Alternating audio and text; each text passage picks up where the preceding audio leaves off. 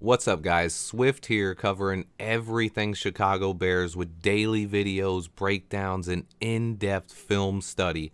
I am hard at work on my all-22 breakdown right now. Before I started editing that, which will take multiple hours, I wanted to go ahead and quickly give you 5 quick takes after studying the film. Please hit that like button for me and stay tuned. I'll let you guys know as soon as I finish my all-22 breakdown, but let's get into my quick takes real quick. Number 1 is going to be Justin Fields' growth. Our quarterback's progression is something I focus on weekly in my all-22 segments. Recently, however, his growth has been exponential. We are seeing things on the football field that has never been done in NFL history happen on a weekly basis. Justin Fields broke no short of 15 records over the last few weeks. It's been insane. But this week, I continued seeing more and more signs of growth. Fields continues doing things on the football field that nobody else can do, period. He is a legit playmaker and brings electricity to the stadium. I haven't seen fans this hyped to watch a player with the ball in his hands since Devin Hester. There are still haters out there, people who still continue to doubt, but week in and week out, Justin Fields is proving people wrong and lighting the league on fire. This has been an absolute joy to watch. The one thing that's been missing is winning these games. Once this team learns to finish, we are going to be a problem in the NFL for a long, long time, but we finally have our franchise quarterback. Next up, Jack Sanborn can play. Plain and simple, this dude is a football player. You can see it on tape. His instincts, toughness, football speed, they all check the boxes. People want to say, whoa, hold on, it's only been 2 games. I know that. That's what makes it even more impressive, that he's been able to stand out on tape this soon as an undrafted free agent. Jack Sanborn is a football player, and this was a big find by Ryan Poles. Next up is Cole Kmet's breakthrough is upon us. I spoke about this in the offseason because there's been way too much hate on Cole Kmet. He's 23 years old, coming off a 60 reception season in Matt Nagy's offense. Yet I heard fans calling him a bust all offseason long. I even had a guy on the show for the draft preview, Michael Gus, and he told me Jesper Horsted would finish this season with more catches than Kmet and that he was a better receiver. Man, I just don't get it. Why all of the hate for Cole Kmet? Most fans don't follow the tight end position closely, but if you look around the league, tight ends don't typically break out before age 25. Look for yourself.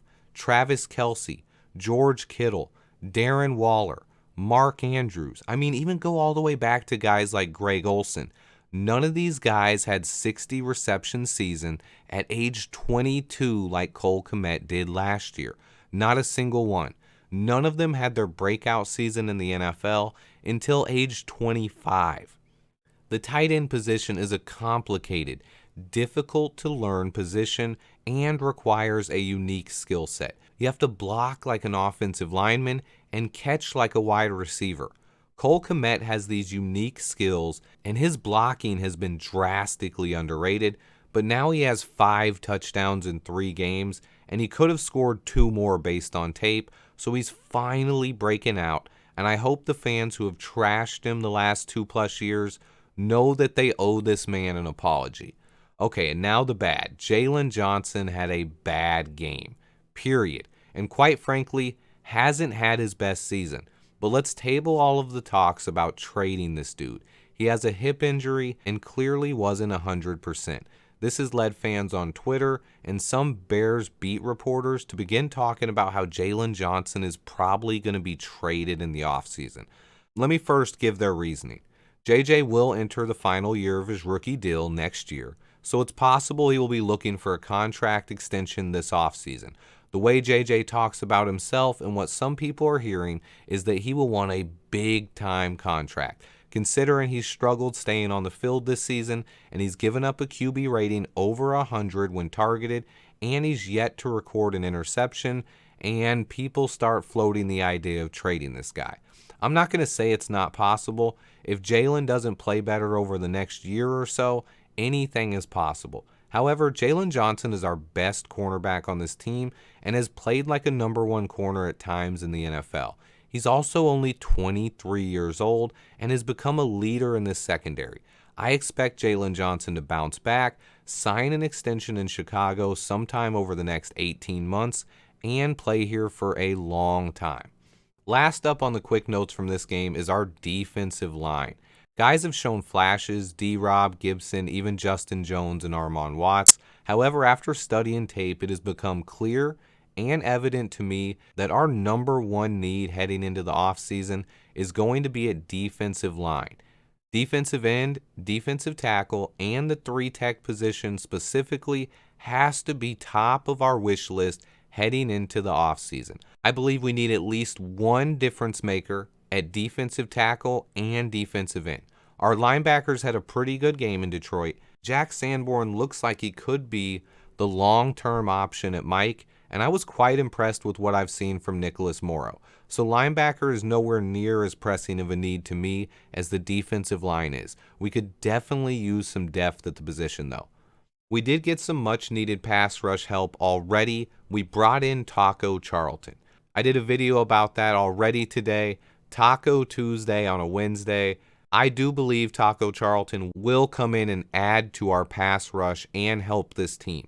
Basically, what I wanted to do in my video today was tell you guys some of my general thoughts from what I've got from watching all this tape so far. And then I'm going to go deep into my breakdown with my All-22 video. I'm going to try to do an All-22 video on offense and defense this week. I'm going to be hard at work finishing both of those videos. I'm working on the offense first. That one might be out tonight. If not, it'll be out tomorrow. I will post an update to the community as soon as I finish that video and let you guys know when to expect it. Thanks to everybody who watches it. I really appreciate you guys. Remember to hit that like button for me though. I am back to work on my All-22 now. Stay tuned. I have lots more coming. And until next time, bear down. New pick. And there's a difference between Trevor Lawrence and Justin Fields. Do you start over with Fields, or do you keep Darnold and take those picks and rebuild? What would you do? Yeah, Colin, I don't know that Justin Fields is that big an upgrade over Sam Darnold. I still think that Sam Darnold's got talent.